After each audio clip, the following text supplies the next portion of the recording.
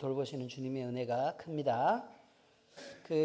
오늘은 사사기 10장으로 넘어가는 날입니다. 그동안 유명했던 사사들을 조금 다뤘습니다. 그죠? 네, 오늘은 메이저급 사사가 아니라 마이너급 사사입니다. 그래서 우리가 뭐 사사 그러면 쉽게 이름이 떠올리지 않는 지금 돌라와 야일에 대한 그 이야기를 해볼 생각입니다. 사사 돌라와 사사 야일입니다. 1절부터 5절까지 함께 읽겠습니다. 시작. 아비멜렉의 뒤를 이어서 이사갈 사람 도도의 손자 부하의 아들 돌라가 일어나서 이스라엘을 구원하니라. 그가 에브라임 산지 3일에 거주하면서 이스라엘의 사사가 된 지 23년 만에 죽음에 3일에 장사되었더라. 그 후에 길르앗 사람 야일이 일어나서 22년 동안 이스라엘의 사사가 되니라. 그에게 아들 30명이 있어 어린 나귀 30을 탔고 성읍 30을 가졌는데 그 성읍들은 길르앗 땅에 있고 오늘까지 하봇 야일이라 부르더라. 야일이 죽음에 가몬에 장사되었더라. 아멘. 여러분, 대충 성경을 읽어보니까 돌라는 조금 그렇고, 그렇죠? 조금 그렇고, 야일은 왠지 본받고 싶고, 그래요, 안 그래요? 다시요. 다시 성경을 읽어보니까 돌라는 어때요? 뭐 그렇게 본받을 만한 상황은 지금 못 되죠, 그죠?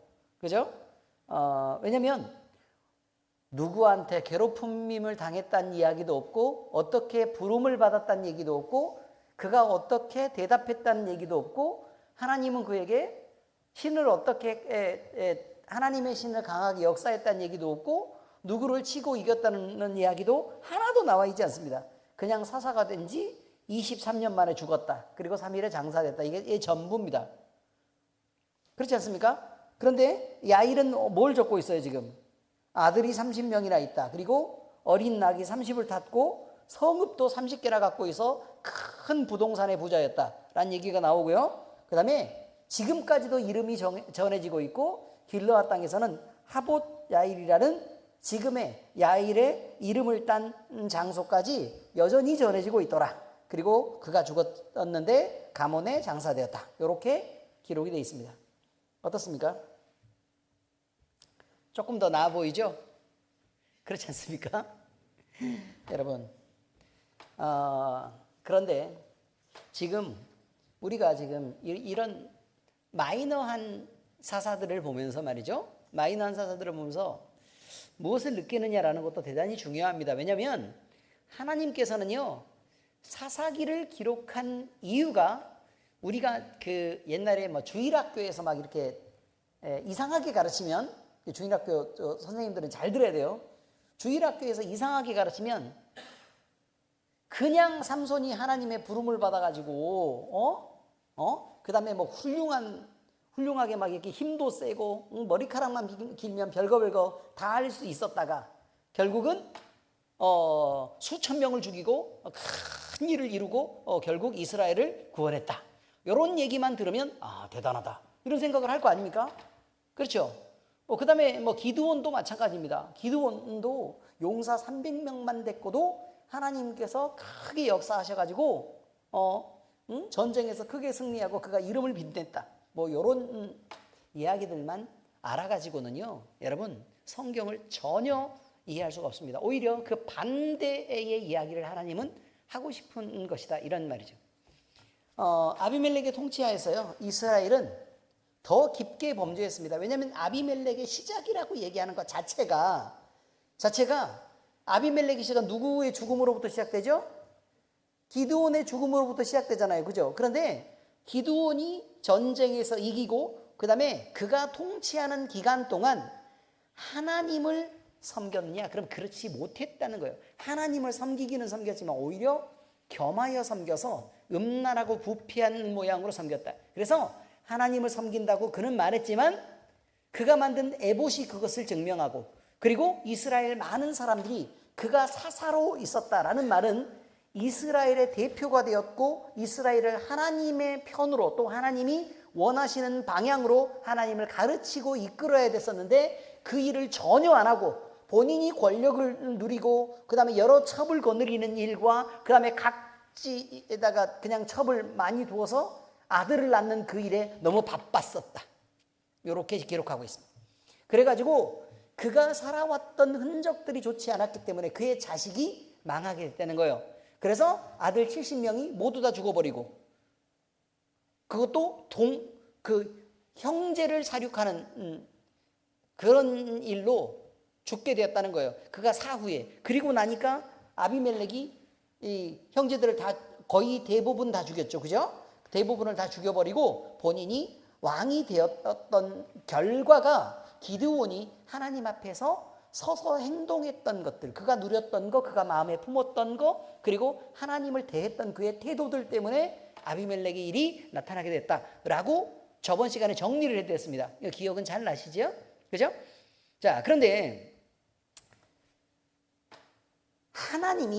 하나님이 약속에 신실하시잖아요. 그러면 하나님은 약속에 신실하다는 말은 하나님의 약속이 무엇인지를 우리가 정확하게 봐야 될 필요가 있다는 거예요. 왜냐하면 하나님은 변하시는 분이 아니니까. 한 번 약속하신 것은 천지가 없어져도 하나님의 약속은 지켜지는 거니까. 차라리 천지를 없애실 망정 하나님은 약속은 지키신다. 이것이 천지가 다 변하여도 하나님은 약속에 신실하시다. 이렇게 표현하는 말이라 그 말이에요. 자, 그러면 천지는 지금 없어졌어요? 안 없어졌어요? 안 없어졌죠. 왜냐하면 우리도 살아있으니까. 천지는 아직 안 없어졌어요. 그럼 당연히 하나님의 약속은요? 지켜지겠죠. 근데 그 약속의 대표적인 게 뭐냐면 나는 너희의 하나님이 되고 너희는 내 백성이 될 거다라고 이스라엘에게 주었던 약속이란 말이에요. 그런데 이스라엘에게 뭘 요구했냐면 그런데 너희는 내 백성답게 맘먹고 내 백성답게 행동하고 거룩해져야 된다라는 것을 요구하셨다는 거예요. 그렇게 요구했다는 거예요. 그런데 그럼 우리에게도 우리는 혈통의 자식이 아니라 누구의 자식이니까? 믿음의 자녀들이니까. 그렇죠? 믿음의 자식들이니까 당연히 그 믿음, 약속의 자녀란 뜻이란 말이에요. 그러니까 약속을 의지하고 하나님께 나아가는 자녀들이기 때문에 당연히 그 약속을 우리는 늘 생각하고 있어야 된다는 거예요. 그러면 우리가 생각해야 될 건 뭐냐면 하나님은 우리 하나님이 되어주신다고 얘기하신 거구나 라고 우리도 생각해야 된다는 거예요. 하나님은 우리 하나님이 되어준다고 얘기하셨구나. 그러면 우리에게는 무엇을 요구하신다고요? 하나님을 마음에 품으라고 얘기를 하는 거고 그를 믿으라고 얘기하고 그를 의지하라고 얘기하는 거예요. 그리고 하나님 앞에 가증 떨지 말고 진실함으로 하나님 앞에 나아가야 되고 그리고 말과 혀로 죄를 짓지 말고 겸손하게 하나님을 대해서 만나서 예배자로서 그렇게 살아야 된다라는 것입니다. 사람이 똑똑해지면 하나님을 지능적으로 교묘하게 농락하는 경우가 생깁니다. 무식한 놈들은 하나님 앞에 그냥 솔직하게 나아갈 수 있지만 똑똑해지면 하나님을 교묘하게 비틀어서 약간 모양만 바꿔서 묘하게 하나님을 농락하는 경우들이 생긴다 그 말이에요. 근데 하나님은 되게 간단해요. 하나님을 그냥 순수하게 하나님으로 받아들이느냐 아니면 네 자신이 네가 너무 소중해서 하나님을 이용하려고 하는 것이냐라는 것에 대해서 분명하게 그 답들을 갖고 계신다는 거예요. 왜냐하면 우리의 지혜와 말장난은 하나님이 딱 보실 때는 너무 하나님의 수준에서 볼 때는 차이가 너무 많이 나요. 그래서 흑백이 너무 명백해요. 흑백이 너무 명백하다고요. 우리만 적당하게 흰색인 것처럼 회색을 약간 섞어가지고 막 이렇게 꾸며가지고 해서 색깔 구분이 잘 안 되는데요 라고 말하지만 하나님은 그런 걸 정확하게 아신다는 거예요. 자, 그런데요 이스라엘 백성들이 하나님을 원망하기도 했고 또 하나님을 거부하기도 했고 하나님을 부인하기도 했다는 것입니다. 그런데 하나님은 약속에 신실했기 때문에 아브라함과 이삭과 야곱에게 주었던 그 약속 그대로 이스라엘 민족에 대해서 그 백성에 대해서 그리고 그들에 대해서 언제나 관심이 있었고 언제나 집중했고 언제나 신실하게 그들을 살펴오셨다라고 얘기를 하고 있다는 거예요. 그리고 아비멜렉의 역사 가운데서도 이게 너무 잘 드러나는데, 아비멜렉이 세겜 사람들과 함께 심판받은 그 일은 하나님이 무관심하시고 또 외면하시면서 일어날 수 있는 일이 아니다 라고 얘기한 거예요, 성경은. 그래서 하나님은 잠잠하게 있는 것 같지만 심판의 때를 기다리고 계시고, 그리고 그 심판의 때가 되면 그들을 멸하신다 라는 게 저번 주 이야기 아니었습니까? 맞죠? 그런데 하나님이 그 다음에 또 이스라엘을 잠잠히 보고 있다는 것 자체가 뭐냐면, 이어서 성경은 아비멜렉의 뒤를 이어서 라고 말하는데, 그러면 아비멜렉의 뒤를 이으면 믿는 사람이 얼마나 있겠어요, 없겠어요? 믿는 사람이 있을 리가 없잖아요. 왜냐하면 그 계보를 다 죽였으니까. 그 전에도 심지어 기드온도 하나님을 몰랐어요. 그렇지 않습니까? 기드온도 하나님을 몰랐어요. 기드온이 부르심을 받은 다음에 하나님으로부터 가르침을 받았으니까 그가 하나님을 경험하고 안 것이고, 나머지 사람들은 거의 하나님을 모르는 거예요. 하나님에 대한 지식이 없어요. 그러니까 하나님을 어떻게 경배해야 될 걸 모르고 있죠. 그런데 만약에 기드온이 하나님을 섬기는 에봇을 만들어 놓고, 자기 딴에 에봇을 만들어 놓고 그 집안에서 자식들이라도 좀 가르쳤다면, 그 70명, 그 자식들은 기드온 아래에서 하나님에 대해서 이야기를 들었을 수도 있고 배웠을 수도 있을 거라는 거예요. 그런데 어떻게 됐어요? 모두 다 죽었다는 거예요. 모두 다 죽었다는 거예요. 그건 뭘 말하고 있는 거냐면, 결국 하나님의 지식이 단절됐다는 걸 의미하는 거예요. 하나님의 지식이 단절됐다. 그래서 그들에게 연속적으로 이어지지 않는다고 얘기하는 것입니다. 그러니까 사사기에서 얘기하는 가장 중심 요절이 뭐라고요? 사람들이 자기 보기에 옳은 대로 그냥 각자가 그렇게 행했다는 거예요. 각자 생각하고 행했다. 이것이 사사기의 기본적인 배경, 백그라운드가 된다라는 것을 우리는 잊으면 안 된다는 거예요. 그런데도 불구하고 하나님은 아비멜렉의 뒤를 이어서 사사를 주었다는 거예요. 누구요? 돌라와 야이를 주었어요. 근데 여기서 보니까 뭐라고 지금 얘기하는 거냐면, 돌라와 야이를 주었다라고만 말하는데, 문제는 적을 때 그렇게 돼 있어요. 아비멜렉의 뒤를 이어서 이사갈 사람 도도의 손자 부하의 아들 돌라가 일어나서 이스라엘을 구원하니라 라고 적고 있고, 그럼 사사기잖아요. 그러면 돌라는 하나님 앞에서 사사로 들렸다는 얘기잖아요. 사사로 들렸다는 얘기입니다. 그리고 3절에는 그 후에 길르앗 사람 야일이 일어나서 22년 동안 이스라엘의 사사가 되었다고 전하고 있습니다. 근데 야일이 일어나서 라고 얘기하고 있죠. 야일이 일어나서. 그러면 우리는 지금 돌라의 이야기나 야일에 대한 얘기나 성경의 글씨만 보면 뭐라고 얘기하냐면, 돌라가 일어나서 야일이 일어나서 라고 표현한 거예요. 돌라가 일어나서 야일이 일어나서. 그러면 우리가 생각할 때는 돌라가요 갑자기 자기가 번쩍 일어나서 내가 이스라엘의 사사가 될게, 또는 야일이 번쩍 일어나서 내가 이스라엘의 사사가 될게 라고 생각할 수 있지만 그렇지 않다는 거예요. 왜냐하면 사람은 하나님을 안다, 모른다? 모른다. 모른다예요. 모른다. 그러면 이 사람들이 이스라엘의 사사가 되려고 하면 반드시 누가 나타나야 돼요? 그렇죠. 하나님이 돌라나 야일에게 나타나야만 해요. 이제 의미는 이해하셨죠? 돌라와 야일에게 나타나야만 해요. 그리고 하나님이 자기가 누군지를 밝히고 돌라와 야일에게 하나님을 가르쳐야만 해요. 그리고 나서 돌라와 야일을 하나님이 너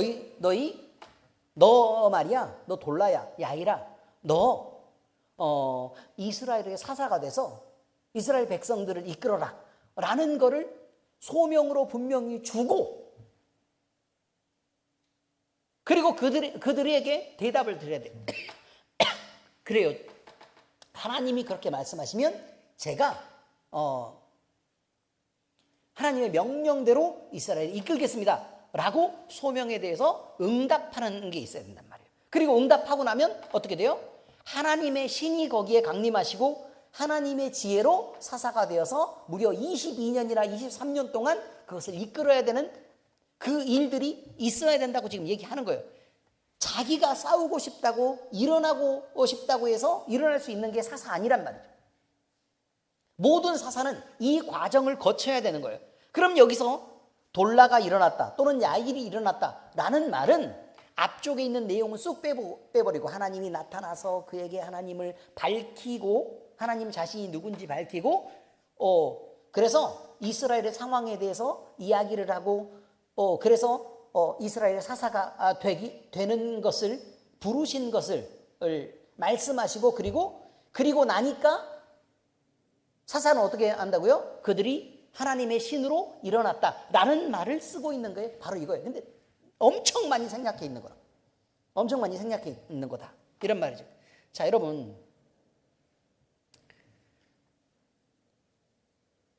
그런데 하나님이 하신 일도 마찬가지고 이스라엘이 한 일도 마찬가지고 이스라엘은 이게 전체가 흐르는 건 이거라고요. 이스라엘 백성들이 있다고요? 돌라와 야일이 일어났어요. 그럼 이스라엘의 백성이 크게 변해서 하나님을 섬기는 모양으로 쓰였을까요? 아니면 자기 옳은 대로 살았을까요? 그래요. 자기 옳은 대로 살았다는 거예요. 자기 옳은 대로 살았다. 돌라와 야일은 큰 영향을 미쳤을까요? 못 미쳤을까요? 그렇죠. 별 영향을 미치지 못했다. 왜요? 사람들은 모두 죄인이고 그 다음에 자기가 옳은 대로 자기가 생각했던 대로 그리고 밀려오는 대로 하나님과 우상을 겸해서 섬기는 일이 계속되었었다 라는 것을 그저 얘기하고 있는 것입니다. 그럼에도 불구하고 하나님은 사사를 세웠다는 거예요. 사사를 세웠다. 그럼 사사를 세우는 목적은 뭐예요? 하나님이 이스라엘의 하나님이신 것을 나타내고 알려주려고 하는 거예요. 이스라엘의 하나님이신 것을. 어떤 의미인지 아시겠습니까? 그럼 우리는 이것을 보면서 이스라엘은 배신했고 이스라엘은 음란했고 이스라엘은 범죄했는데 그리고 하나님을 잊기로 작정했고 그들은 하나님을 떠나기로 작정했는데 하나님은 여전히 그들에게 사사를 주셨다라는 것을 보고 우리는 이것을 뭐라고 표현해요? 은혜다 이렇게 표현한 거예요. 은혜다. 이스라엘 백성은 하나님을 완전히 버렸습니다. 그런데 하나님은 그들을 기억하십니다. 그리고 그들이 찾지도 구하지도 필요하다고 요구하지도 않은 사사를 세워서 이스라엘 백성을 돌보고 계신 것이다. 그런 말입니다.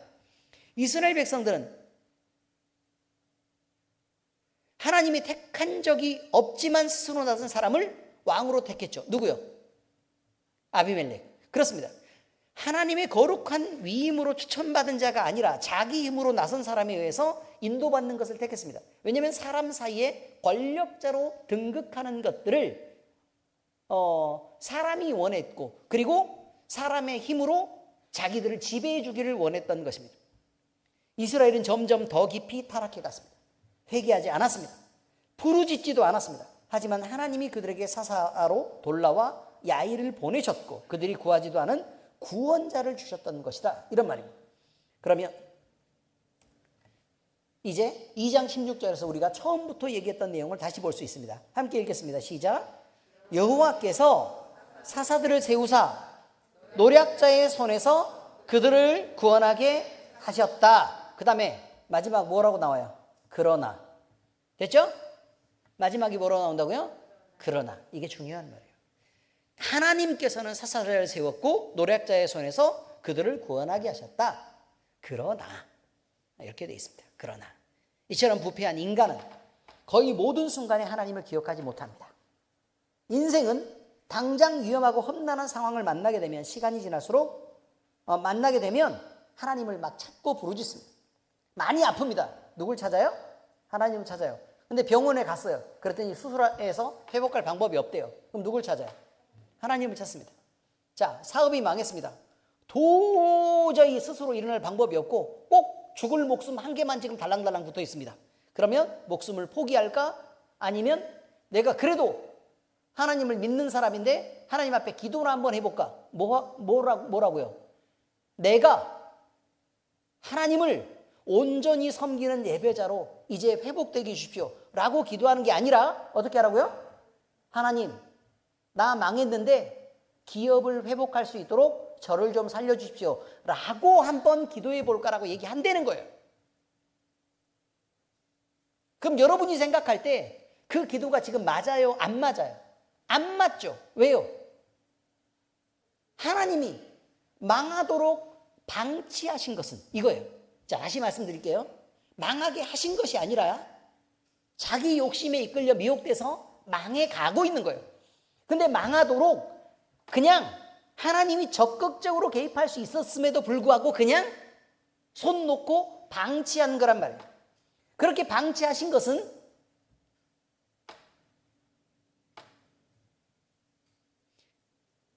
하나님을 위험할 때 찾으라고 한 일 아닙니까? 그렇죠? 위험할 때 하나님을 찾으라고 얘기한 거예요. 그리고 나서 어떻게 하라고요? 하나님께로 돌아오라고 얘기하는 거예요. 그 품으로 돌아오라고 얘기한 거예요. 그런데 그 기도의 모양들을 보니까 자, 잘 들어보셔야 돼요. 하나님, 저 좀 살려주세요. 저 좀 살려주세요. 지금 있는 이 위기에서 나를 좀 구해주세요. 그리고 내가 지금 이렇게 사업이 망해가지고 죽어가게 생겼는데, 아니면 병에 걸려서 내가 꼭 죽게 된 이런 안타까운 상황이 있는데, 하나님, 뭐 또 어떻게 하라고요? 기업을 회복시켜 주세요. 아니면 또 뭐라고요? 살 길을 마련해 주세요. 이거고요. 또는 병을 낫게 해주세요. 이거라니까요. 결국 사람의 위치가 있고 하나님이 있단 말이에요. 그런데 사람은 하나님 편으로 나가려고 하는 것, 하나님 편으로 가까이 다가가는 것들을 생각한 적도 없는 거예요. 내가 이 자리를 벗어나야겠다. 이곳은 위험한 곳이니까. 이곳은 죽을 자리니까. 이것은 망할 자리니까 이곳을 빨리 벗어나야겠다라고 생각해서 하나님 품으로 뛰어들어야 되는데, 대부분의 사람들과 그 기도는 모두 뭐라고요? 이대로 나를 냅두고 하나님이 나에게 오세요. 찾아와 주세요. 하나님이 찾아와 주세요. 왜? 내가 하나님이 있는 쪽으로는 안 갈 테니까요. 어차피 그런 건 생각해 본 적도 없으니까. 하나님이 그곳에서 나에게 오세요. 오세요. 그리고 나를 어떻게 하라고요? 내가 원하는 대로 살려내세요란 뜻이에요. 하나님이 원하는 대로 내가 바뀌어지도록 도와주세요가 아니고요. 내가 원하는 대로 나를 살려내세요. 내 병을 고치세요. 내 기업을 살리세요. 지금 있는 이 어려움을 뚫고 일어나게 해주세요. 난 여기서 서야만 하거든요. 라는 뜻입니다. 정말 망할 인간들이, 그래서 그랬나 봐요. 망할 놈의 새끼들이라고 그렇게 욕을 하더니 동네 사람들이. 그 말이 신앙적인 말인 걸 나중에 알게 됐어요. 이런 망할 놈의 새끼들. 꼭 내가 보니까, 여러분 얘기하는 거 아닙니다. 저를 보니까 망할 놈의 새끼더라고요.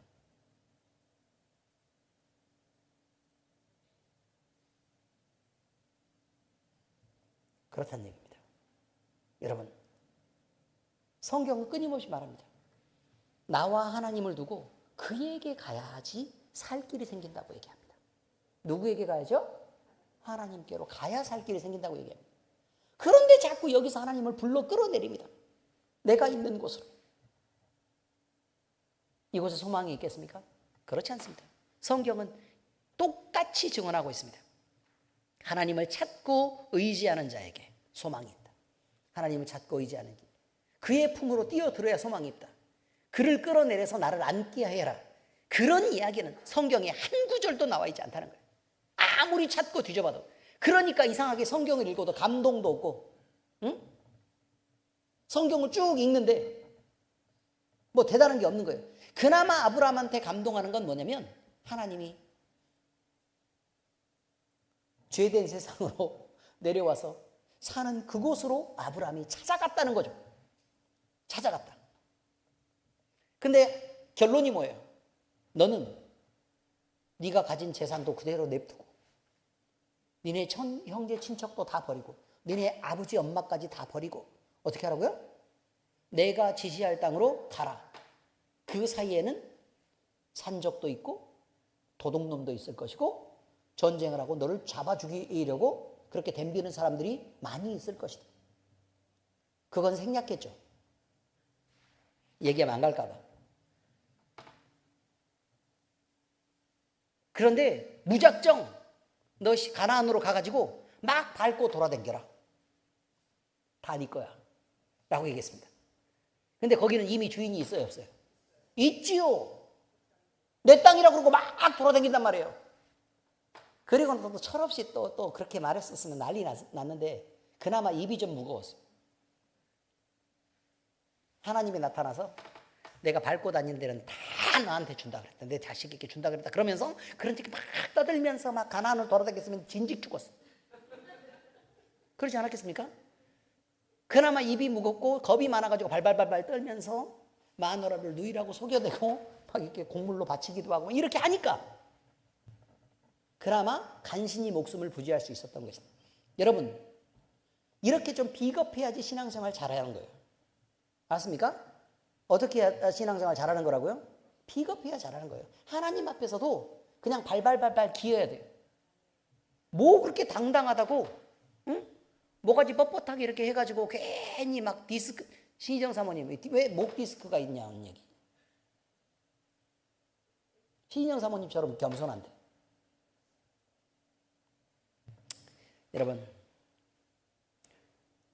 결국은요, 오늘 첫 번째 이야기는 그것입니다. 내가 주님께 나아가서 주님의 품으로 들어가야지 주님을 나한테 끌어들일 수 없다는 거예요. 주님을 끌어들일 수 없다. 하나님은 그런 방식으로 대답하지 않았다. 아브라함에게 찾아왔는데 찾아온 이유가 뭐라고요? 하나님의 쪽으로 끌어들이려고 찾아오신 것이지 아브라함의 사정을 그곳에서 해결해 주려고 찾아온 것이 아니다. 심지어 이해되셨습니까? 무슨 말인지? 그렇습니다. 아니 그리고 사실 또 찾아온 때가 여러 번 이렇게 있긴 있었어요. 마리아에게도 마리아 천사가 마리아에게 찾아가서 또 천사가 나타났을 때 얼마나 좋아요. 복권 사라 그러지도 모르고 그죠? 찾아갔는데 하필 와서 한다는 말이 너 처녀가 잉태하게 될 것이다 라고 얘기를 했다는 거예요. 돌에 맞아 죽으란 얘기인가? 이렇게 되는 거예요. 여러분, 하나님의 뜻으로 끌어들이려고 하는 거예요. 이끌어들이려고 하는 거예요.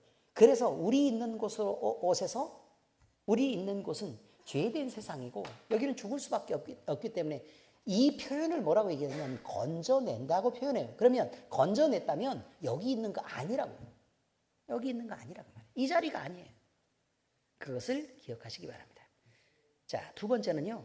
자신을 먼저 제단에 드리면 하나님은 그에게 성령 주신다. 갚아주신다.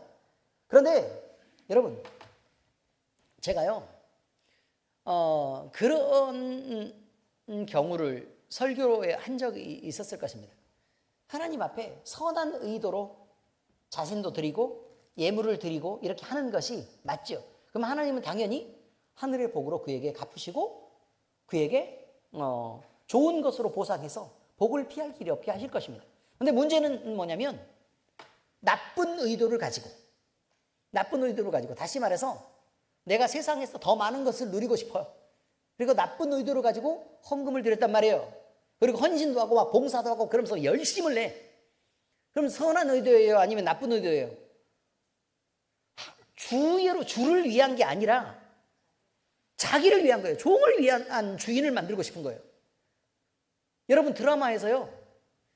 신하가 왕을 자기 것으로 막 만들려고 막 이렇게 하고 막 그러면 좋게 보여요? 나쁘게 보여요? 나쁘게 보이죠? 그럼 종이 모사를 꾸며가지고요. 주인을 자기 마음대로 막 이렇게 움직이려고 그렇게 하면 좋게 보여요? 나쁘게 보여요? 나쁘게 보여요. 자, 그럼 다시 말씀드릴게요. 우리가 하나님을 설득해가지고 우리를 위한 하나님을 만들려고 막 이렇게 하나님 앞에 이렇게 노력하고 있어요. 그럼 좋게 보여요? 나쁘게 보여요?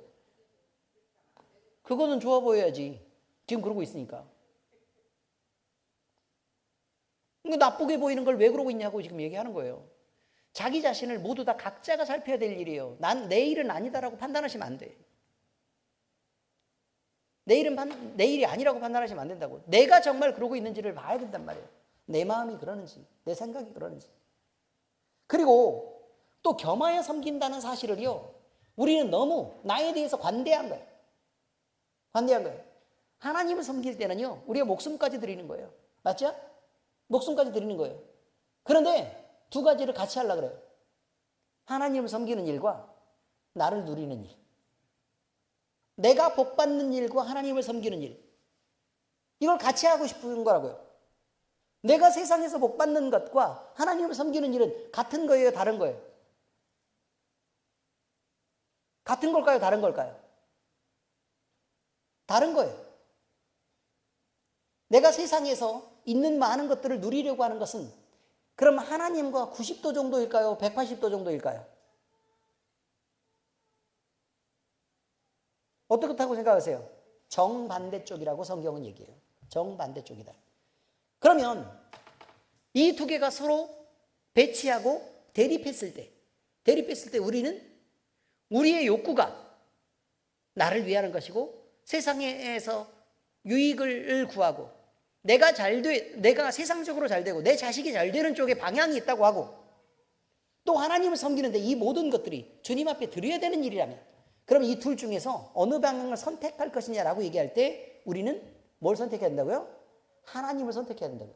그래야지만 본질적으로 나를 위한 일이기도 하고 내 자식을 위한 일이기도 하다고 얘기하는 거예요. 이게 뭐하고 똑같은 거냐면 우리의 구원이에요. 구원. 자, 우리가 구원을 받아요.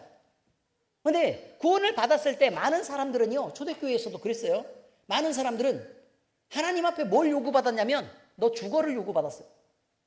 순교요. 뭘 요구받았다고요? 순교를 요구받았다고요. 순교를 요구받았어요. 근데 이렇게 순교를 요구할 때 하나님 목숨 좀 살려주세요 라고 기도하면 하나님 뜻과 어떻게 돼요? 이제 반대로 가는 거예요. 죽으라고 얘기하면 어떻게 해야 돼요? 죽으면 돼요. 죽을래요? 여러분 그렇게 쉽지 않아요. 죽을래요는 쉬운데요. 죽을래요? 예, 죽지요 뭐 까짓 거. 그런데 여러분이 가진 것들 중에 재산의 3분의 1을 드리세요. 얘기하면 쉬워요, 어려워요?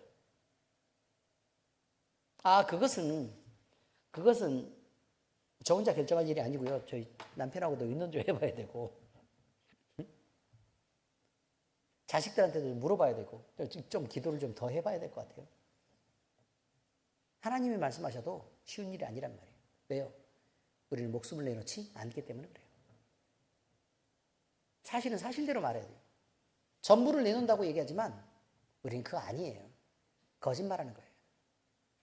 근데 그 거짓말을 하도 많이 하다 보니까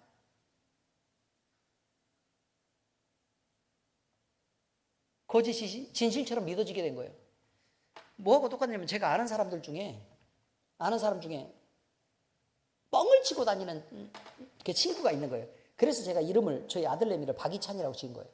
왜냐면 박이 가득 채워져 있는, 그래서 남자니까 좀 겉은 뻥 좀 치지 말고 좀 수수하고 속은 좀 내실이 있어라. 그래서 박이 가득 채워져 있는, 그래서 박이찬이에요. 한글 이름으로 그렇게 뜻은 그렇다고 말해요. 물론 한자도 있어요. 박이찬, 기쁨의 찬송. 이래가지고 그렇게 한 거란 말이에요. 근데 문제는 이거예요. 제 친구 중에 뻥 엄청 치는 사람이 있었단 말이에요. 엄청 쳐요. 그게 보니까 자기가 당구를 300을 친다는 거예요. 당구를 300을 친대. 근데 나는 걔가 당구를 친 적을 본 적이 없어. 그 걔는 운동신경도 없고 막 이렇게 하는데 뻥만 막 엄청 써요. 뭐 술만 처먹고 다녀요. 당구를 300을 친대. 누구나 치면 진 적이 없다는 거예요. 진 적이 없겠지. 친 적이 없으니까. 무슨 말인지 아시겠어요? 근데 이게 하루 이틀 300을 치는 게 아니에요. 몇 년 동안 술자리에서 300을 쳤어. 이해는 되시죠? 말로 300 쳤단 말이에요. 나중에 보니까요. 너무 자연스럽게 당구가 300이에요. 자기도 300이라고 믿는 거예요. 거짓말을 많이 하다 보니까. 제 말을 이해를 하셨습니까? 그렇다는 거예요. 어떤 애들은 말로 싸움을 하는 애들이 있어요. 근데 계속해서 누구를 몇 명을 때려눕히고 몇 명을 때려눕히고 이렇게 하잖아요. 그럼 자기가 싸움을 한 번도 해본 적 없어도 싸움 잘하는 줄 알아요. 왜냐면 본인이 믿는 거예요. 그 거짓말을. 아닌 것 같죠? 우리가요, 이런 거예요. 우리 목숨을 들여서 하나님을 사랑한다고 얘기를 하면서 계속해서 그 말을 반복하는 거예요. 그리고 기도할 때도 막 진심을 다해서 막 마음을 다해서 막 그렇게 한단 말이에요. 그런데 그게 실제로 따져보지 않은 거예요. 내가 이만큼 드릴 수 있나? 하나님이 나에게 이걸 요구한다 그러면 정말로 나는 이걸 내놓으려고 할 것인가? 이만큼 드릴 수 있을 것인가? 라는 거에 대해서 생각해 본 적이 없는 거예요. 그리고 실제로 내가 그런 위기 상황을 가정해놓고 난 정말로 드려야지 라는 생각을 해본 적 없는 거예요, 지금.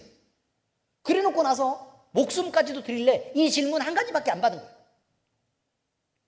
그럼 그 질문 한 가지만 받았을 때 우리는 뭐라고 대답할 수 있어요? 당연하죠, 주님. 주를 위해서 내가 목숨을 못 드리겠어요? 이게 바로 베드로가 한 주님 앞에서의 고백이에요. 성찬 때. 그러니까 주님이 뭐라고 얘기했어요? 거짓말하지 마. 너 그 거짓말이야. 다 굴기 전에 네가 3번 나를 부인할 거야. 그런데 예수님 말씀대로 3번 부인했어요.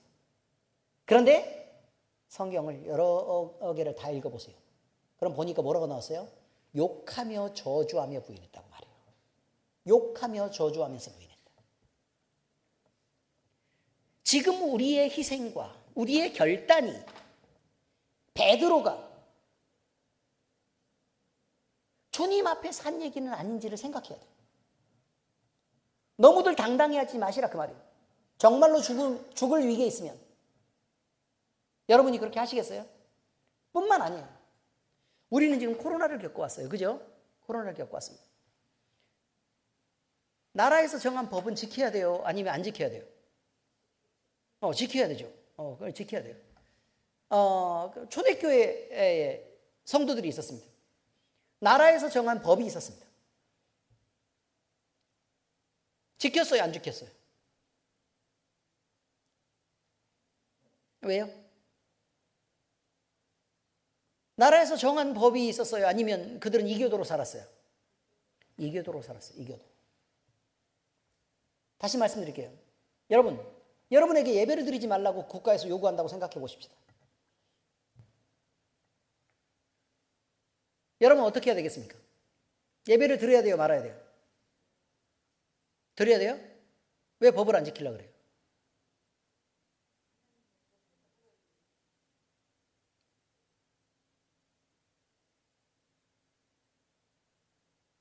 이것은요, 세상의 법은 신앙의 법으로 판단해야 하는 거예요. 아멘? 그게 중요한 거예요. 모든 것을 지킬 것이냐, 아니면 그것이 신앙 안에서 다시 재평가되어야 될 것이냐 라는 것을 지금 얘기하고 있는 거예요. 여러분,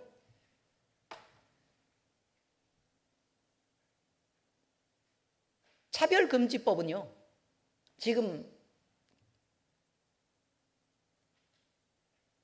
우리나라에서는 굉장히 중요한 이슈입니다. 그죠? 차별금지법. 차별금지법의 뜻이 뭐냐면 교회에 동성애자들이 들어오고 그렇게 와가지고 예배를 드리러 오거나 아니면 세례를 요구하거나 그랬을 때 그것을 이것은 성경에서 이렇게 안 되니까 너는 안 돼 라고 얘기하면 법에 어긋나는 거예요. 자, 차별금지법이 국회에서 통과됐어요. 만약에 그렇다면 여러분, 저는 그들에게 세례를 베풀어야 됩니까? 안 됩니까?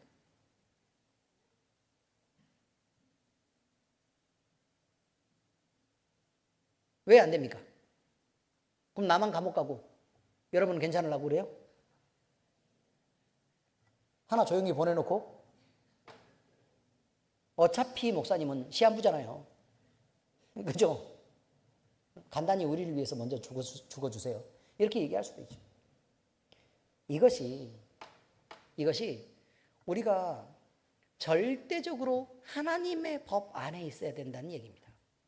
하나님의 법 안에 있어야 된다. 하나님의 법이 헌법보다 우선하는 법이고요. 그리고 그 아래 우리는 일반적인 그 규칙이나 조례들은 법에서 어긋나면 안 되죠. 그래 안 그래요? 일반적인 법에서 어긋나면 안 됩니다. 그 법들은요, 일반적인 쭉 법들은 헌법에 어긋나면 안 되죠. 그렇지 않습니까? 상위법에 어긋나면 안 된다 그 말이에요. 근데 이건 역시 평가받아야 된다는 거예요. 뭐에 의해서요? 하나님의 법에 의해서 평가되어야 된다는 뜻이에요. 하나님의 법에 의해서. 우리는 이것을 잊고 살아요. 그리고 나서 끊임없이 뭐라고 얘기를 하는 거냐면 이 법을 지켜야 되냐 말아야 되냐만 얘기해요. 여러분은 육신이 전부가 아닙니다. 우리는 영적인 존재이고 하나님의 백성으로 지금 살아가고 있습니다. 믿지 말라고 했을 때 그들이 믿었던 것은 목숨을 거는 일이었습니다. 그들이 왜 죽었겠습니까? 법을 어겼기 때문에 죽었습니다. 이해하셨습니까? 그러나 더 높고 더 고급한 하나님의 법을 지키기 위해 그 하위 법들을 지키지 못했던 것입니다. 이게 중요합니다. 여러분, 우리는요, 이것을 알아야 됩니다. 우리를 이렇게 하나님 우선으로 해서 우리 자신을 드리면 하나님은 그에게 보상을 하시는데 세상으로 보상하는 것이 아니라 하나님을 우리 마음에 부어주신다는 거예요. 하나님을 우리 마음에 부어주신다. 그래서 우리 마음에 하나님이 부어주면 그럼 그때부터는 성령의 능력으로 우리가 하나님을 알고 하나님과 화평하면서 살아가게 됩니다. 결국 돌라가 여기서 이스라엘의 사사로 왔는데 특별한 적이 없어요. 그러니까 결국은 적이 있든 말든 그건 중요하지 않다고 성경은 얘기하는 거예요. 그게 중요하지 않다. 결국은 뭘 구해내는 게 중요하다고요? 우리 자신을 하나님의 편으로 만드느냐 못 만드느냐에 대한 부분이 중요해서 돌라에게 요구했던 건 아니면 다른 사사, 예를 들어 기드온이나 입다나 이런 많은 사사들에게 요구했던 그것은요, 결국은 결론이 뭐냐면 고통받는 이스라엘 백성들을 적의 손에서 구원해라는 일이 사사가 해야 되는 일이 아니었다는 것입니다. 사사가 해야 되는 본질은 뭐냐면 본질은 너희 자신을 하나님의 것으로 구분하는 데 성공해야 된다고 얘기한 거예요. 너희 자신을 하나님의 것으로 구분해야 된다. 그러므로 이스라엘을 돌라는 결국 돌라가 받은 사명이 뭐냐? 그가 사사였다라는 이름 하나만으로도 이스라엘을 누구로부터 구원하는 일이 아니라 이스라엘을 나로부터 구원하는 일이라 그 말이에요. 죄된 나로부터 구원하는 일. 육신의 나로부터 구원하는 일. 나를 우선시하는 나로부터 구원하는 일. 내 마음의 실패와 내 마음의 야심과 내 마음의 욕심과 내 마음의 이기적인 것, 이 모든 것들로부터 나를 구원하는 일이 사사가 하는 일이었다. 그럼 우리 안에 성령 하나님이 계시는데 그 성령 하나님은 무슨 일을 하고 계시느냐는 것입니다. 무슨 일을 하고 계시죠? 우리에게서 구원하시는 일을 하는 거예요. 이게 중요한 거라고 얘기하고 있습니다. 그런데 이게 쉽게 될까? 아니라고 말해요. 왜 교회 안에 고린도전서는 교회입니다. 왜 교회 안에 왜 은사가 있고 왜 직임이 있고 교회의 질서가 중요하고 하나님도 질서의 하나님이라는 표현을 쓰느냐? 교회 안에는 분명한 영적 지도자들이 필요하고 그를 돕는 장로들이 필요하고 그 아래 안수집사 권사들이 필요하고 그 다음 아래 일하는 집사들이 필요하고 여러 성도들이 이렇게 크게 이렇게 하나의 조직을 만들어서 움직여야 되는데 그 조직을 만들어서 움직이는 그것은 하나님의 교회가 복음적이고 하나님 나라의 소망을 두며 우리 자신에게서 우리를 구원해내는 그 일들을 성공시키기 위해서 필요한 제도라고 판단을 했기 때문에 하나님이 그곳에 그것을 둔 거라 그래요. 이해를 하셨습니까? 그럼 목사의 하는 일은 무엇이어야 되겠습니까? 철저하게 하나님과 교제하고 하나님의 뜻을 분별해서 하나님의 말씀으로 여러분을 가르쳐야 되는 일이 목사가 해야 될 일입니다. 용접이에요? 아니에요? 아니에요. 태양광 든다는 건, 종치는 건 종처리에 있어요. 그렇게 말하면 안 되죠. 우리 장로님이 연세가 몇 살인데. 여러분, 목사님이 집중할 수 있도록 여러분은 도우셔야 됩니다. 아시겠습니까? 뭐 하도록 도와야 돼요? 집중할 수 있도록. 뭐에 대해서 집중해야 될까요? 하나님의 말씀을 듣고 그 말씀을 해석해서 여러분에게 가르치고 여러분을 끌고 가는 데에 집중할 수 있도록 도와줘야 됩니다. 기도 사역은요? 기도 사역은요? 함께 하는 일입니다. 말씀 안에서 그 기도 사역이 비틀리지 않고 하나님의 뜻을 이뤄나가는 쪽이라 그러면 그 기도 사역이 의미가 있지만 단지 능력과 베푸는 것으로만 끝나는 기도 사역이라면 그것은 아무 필요도 없는 것입니다. 이제 이해하셨습니까? 기도는 누가 해야 돼요? 우리 모두가 해야 될 일입니다.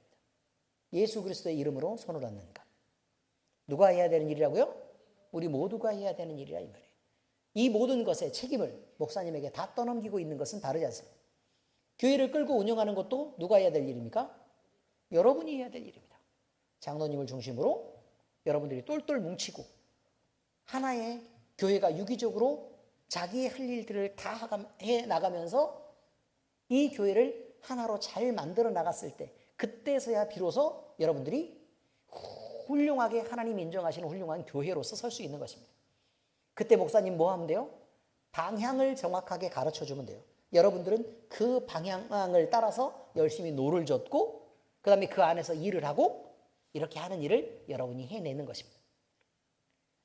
이렇게 교회가 경건하고 겸손한 리더십 하에서 복음을 중심으로 연합하고 화평하며 정의로우며 서로 사랑하고 사랑받는 관계 속에서 사랑을 누리고 또 추구하고 나누는 것을 우리가 볼 수 있다면 우리는 하나님께 온전히 영광을 돌릴 수 있을 것입니다. 왜냐하면 하나님이 우리에게 주의 마음을 부어주셔서 일어날 수 있는 일이기 때문에 그렇습니다. 우리는 이렇게 가는 방향이 바른 방향인 걸 분명히 알고 있습니다. 그렇다면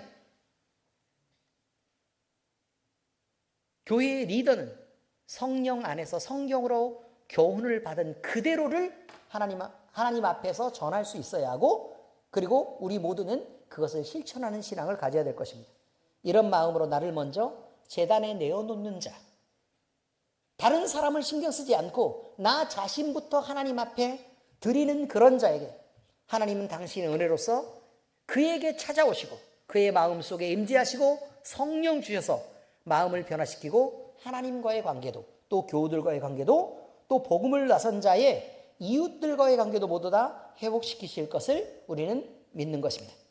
돌라는 23년 동안, 야일은 22년 동안 사사로 지냈습니다. 그리고 죽어서 장가되었습니다. 왜 죽었겠습니까? 나이 들어서 죽은 것입니다. 그런데 우리도 역시 마찬가지입니다. 우리에게도 기회가 끊임없이 있는 것은 아닙니다. 단지 우리에게 조금 젊은 사람은 그래도 한 30년 안의 기회가 있을 수 있고 누구는 2.3년, 누구는 23년, 누구는 230년의 기회가 있을 것입니다. 아니죠? 230년은 아닙니다. 그러니 정신들 차리시고 우리에게 주어진 시간 동안 하나님을 본질적으로 발견할 수 있는 노력들을 해주시기를 예수 그리스도의 이름으로 축원합니다. 기도하겠습니다. 하나님 아버지, 이스라엘이 부패하고 하나님을 떠나고 배신하고 그래서 하나님의 이름으로 다른 신들을 끌어다가 겸하여 섬기는 음란한 죄를 범하였음에도 불구하고 하나님께서는 아비멜렉에게 후에 사사들을 세워서 여전히 이스라엘을 이끌고 있는 것을 우리는 보게 되었습니다. 돌라와 야일이 그 예가 될 것입니다. 주님, 우리는 이제 주님이 약속에 신실하신 하나님이신 것을 믿고 여전히 변함이 없으신 하나님의 은혜 가운데서 우리까지도 구원을 베푸신 하나님이신 것을 우리는 알게 되었습니다. 주님, 우리의 이 구원이 무의미한 것이 아니라 하나님을 향해서 우리도 헌신하고 결단하는 변화가 시작되는 구원이 될 수 있도록 주께서 인도해 주시고, 우리 마음이 주님을 향해서 단단한 결단을 함으로 인해 우리가 거짓으로 드렸던 헌신, 또 거짓으로 드렸던 우리의 마음을 하나님께 속이고 있는 것이 아니라 이제 우리가 우리 자신을 바로 바라보고 또 이제 꺼내놓음으로 인해서 우리가 하나님을 향해서 진실한 마음을 드리고 또 우리의 믿음의 모양이 어떤 것인지 확인할 수 있는 귀한 시간 되게 하시옵소서. 그래서 아버지 하나님, 우리가 우리 자신을 위해서 하나님을 끌어내리는 것이 아니라 우리 자신을 포기하고 하나님이 건지시는 그 길을 따라 힘을 빼고 주님의 품으로 들어갈 수 있도록, 그래서 주님을 의뢰하고 주님의 품에서 살아갈 수 있도록 주께서 우리를 이끌어 주시옵소서. 우리 교회가 온통 하나님께 속하기를 바라고 우리 모든 지체들이 우리 각자의 위치에서 그 역할들을 다하기를 바랍니다. 우리 엘림교회는 하나님이 기뻐하시는 교회, 하나님을 즐겁게 하는 교회, 하나님께 영광 돌리는 교회 되게 하시옵소서.